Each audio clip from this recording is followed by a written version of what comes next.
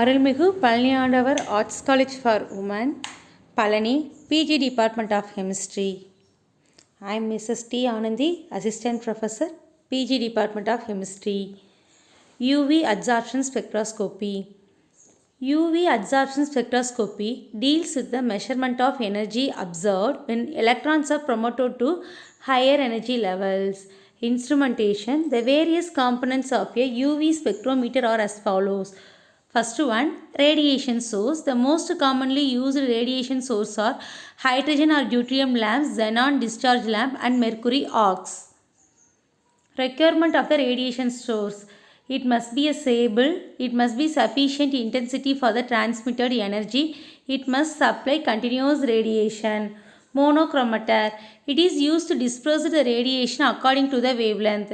The essential elements of the monochromator are an entrance slit, a dispersing element and an exit slit. Sample cells. The cells that are to contain samples for analysis should fulfill three main conditions. They must be uniform in construction. The material of the construction should be inert to solvents. They must transmit light of the wavelength used. The most commonly used cells are made of quartz or fused silica. Solvent used.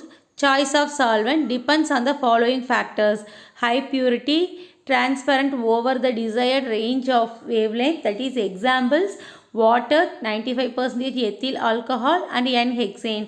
The fine structure of an absorption band depends on the polarity of the solvent. It does not react chemically with sample. Concentration of the solution.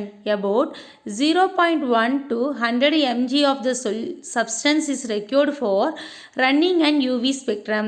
Solutions of 10 to the power of -5 to 10 to the power of -2 molar concentration may safely be employed. At high concentration, the amount of radiation transmitted is low, increasing the possibility of error.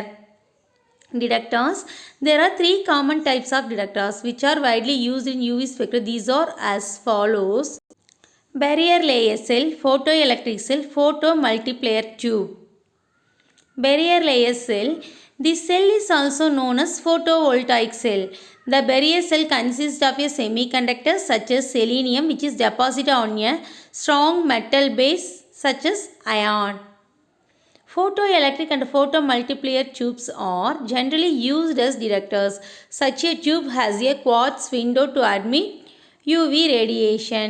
A semi-cylindrical cathode containing an alkaline earth oxide coating and an anode to collect the electrons. Amplifiers.